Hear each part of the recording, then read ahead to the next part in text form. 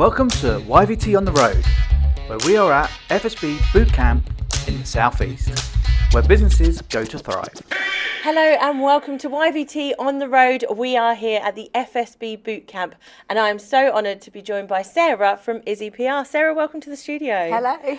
So tell us, Sarah, you are an expert in PR. How did you get into this?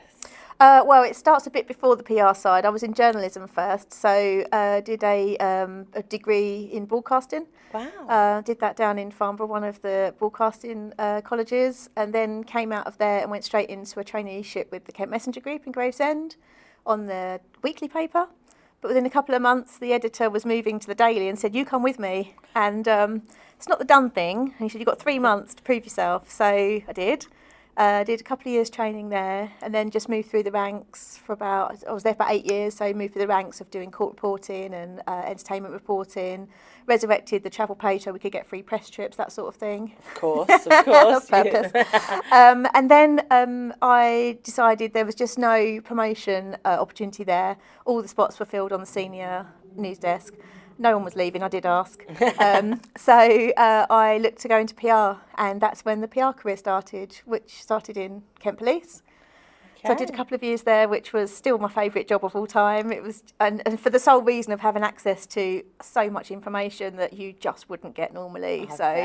And you just have a login to access it. So, so the nosy journalist in me went from having to scrape around for police information to just having it at my fingertips, and then not being able to pass it on, which was a shame. But the stories you've got, I'm sure. The stories I've got, yeah, there's quite a few. Still under the Official Secrets Act, I think, though, fortunately, but off camera. Okay, we'll have a chat. Incredible. So explain to me what the difference between journalism and PR is then. So PR is pushing out a story with an agenda. It's a promotion. It's offering an interview because you want to say something at a certain time about a certain thing. Journalism is more reactive. It's picking up on stuff. It has got an agenda to it as well, depending on what publication it is or what the journalist is all about, what they're reporting on. But it's more reacting to stories and sharing it for public interest reasons rather than promotional ones. Incredible. So how do we use this in business?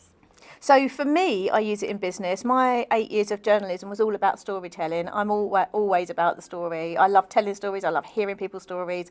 I can't go to a wedding without leaving with a life story. I can't go to Tesco's and not leave with the cashier's life story, you know. So it's all about storytelling. And every business has got a reason why they're in business. They've got a reason why they do it, why they don't do something, why they want to do the next thing. So it's unpicking some of that, because when you tell a personal story, you tap into people. It's not just selling products, selling services, you need this, you need that. It's why. Why is this person doing it? Because when you look at the reason why, often they're going to give a better service if it's got a reason behind it.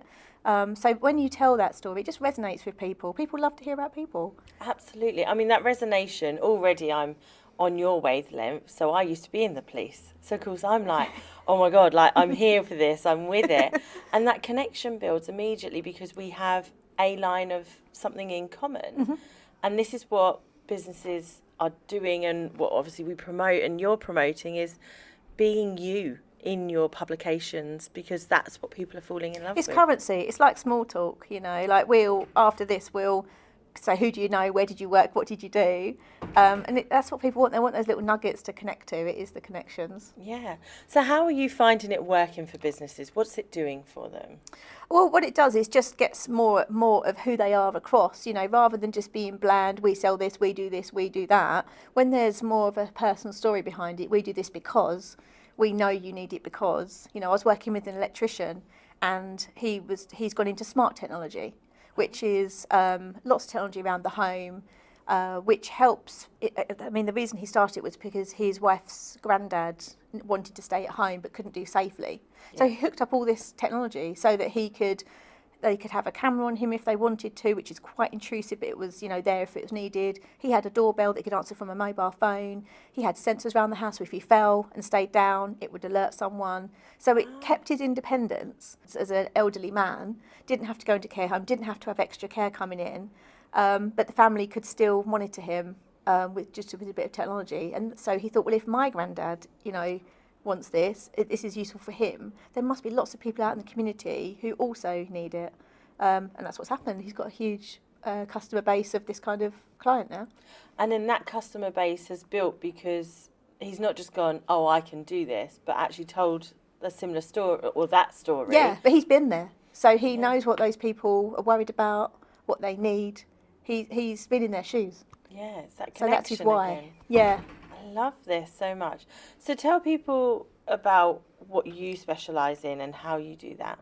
So I specialise in words. I'm a total word nerd. So I specialise in content, copywriting, telling the story. So we're writing websites, we're writing product brochures, service brochures, social media, blogs, case studies. We help people put PowerPoints together if they're doing a presentation so it flows well. We help people with events like this. If they've got an exhibition stand, we help them create that. We ask them, what do you want to achieve? Don't just put an exhibition stand up. Have some strategy to it. What do you want to achieve? What are you trying to do? What do you want people to do afterwards? So we don't just send them to the exhibition with a pop-up stand and a nice tablecloth and a few, printed materials. It's the pre stuff, the after stuff. When they've met those new contacts, what's the customer journey after that? So we sort of look at customer journey and comms, and the other side, there's three bits. There's marketing, there's the PR, and there's the crisis communication. So marketing, most people will know what that is. It's all the ways they're telling people what they do and who they are. Print, offline, online, advertising. The PR is quite specific. It's finding a good story, opinion-led, expertise, and then getting that into relevant publications, on podcasts, on radio interviews, making them available. And the crisis communications is if there's some trouble, if there's some reputational issues coming their way, then we'll manage the media for them, because it's quite scary. If a journalist is coming at you in your business, we guide them on what to do. So sometimes it's just a case of holding up hands and saying, this has gone wrong, let us tell you about it. It's best to give the media the facts rather than let them guess. Sometimes, and most of the time, you can dampen down the story just by saying to the journalist, oh, that's not right. Mm-hmm. Yeah. What you think is right isn't. You can give off the record information, you build some trust. Most of the times we can blow a damaging story out the water, we can get rid of it. Other times it just completely dampens down and doesn't do as much damage. So they're the three areas for us. Fantastic. And is this like a subscription model with you, or is it we phone you when we need you? How does that work? There's three different ways. So the crisis communications is phone me when you need me, and that's 24 hours. Phone me at 3 a.m. I've had it before. I had a travel agent. He one of his there was a coach went off a cliff in Bulgaria, and he didn't know if it was one of his ones. So he phoned me at 3 a.m. So what do I do? I was like, okay, don't worry. So it wasn't his. But we were ready in case it was, what to do. So yes, the crisis communications is when you need us. So phone us 24 hours. If something's happening, let us know the earliest opportunity. Don't be scared. It's all completely confidential. The earlier we know about it, the better we can handle it. We can handle things late notice, but just having a bit more thought time is good. And then other than that, we do monthly packages for people, which is completely bespoke. We don't really have a off-the-shelf one because people have different requirements. So that's built from around what they need, and that's costed around, the level of service they need. And then we've got the project work as well, which would be something like producing a brochure, producing a website, producing some content for a specific purpose. So that's stuff that is project-based, one-off. So there's three ways of us pricing. Fantastic. What challenges are you seeing businesses when it comes to the PR side of things and the marketing in that sense?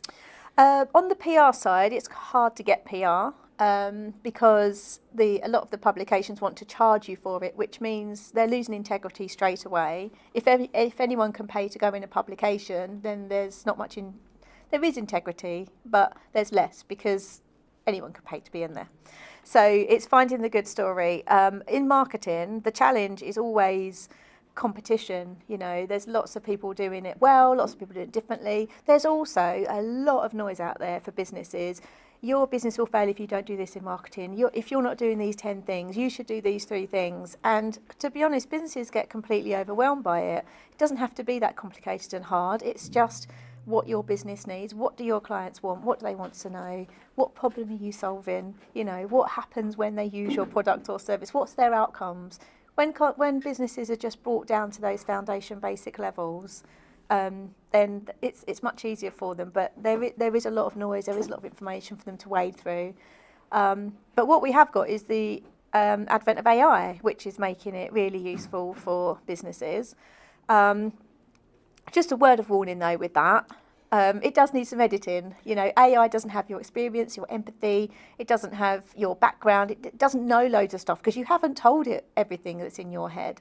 So when we're writing our content, there's a lot coming out of our brains and our heads that we don't even realise. And with AI, we're not transferring that to the AI. So AI is so good for research, creating content with a bit of foundation structure, but it does need editing, it does need your tone of voice, it does need things added to it.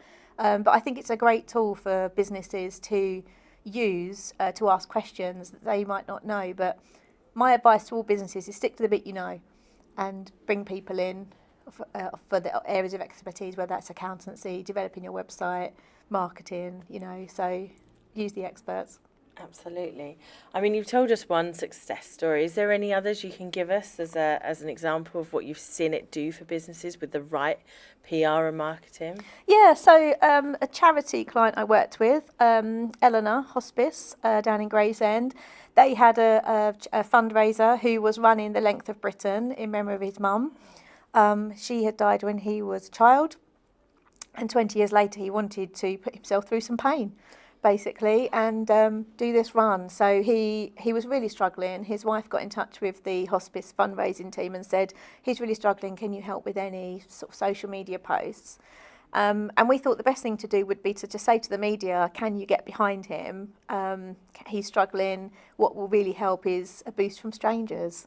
And he got so many boosts from strangers, but also about £20,000 more raised. Wow. So that was a wonderful success story because it was for the hospice, and it really did give him the boost. I mean, he had a physiotherapist with him. He had various friends with him helping him, but he was in a very, very sorry state with his feet and, you know, his muscles, as you can imagine, doing that amount of running. But he had to finish it. You know, he had to finish it. So all those strangers leaving all those notes and those donations, keep going. It really did work.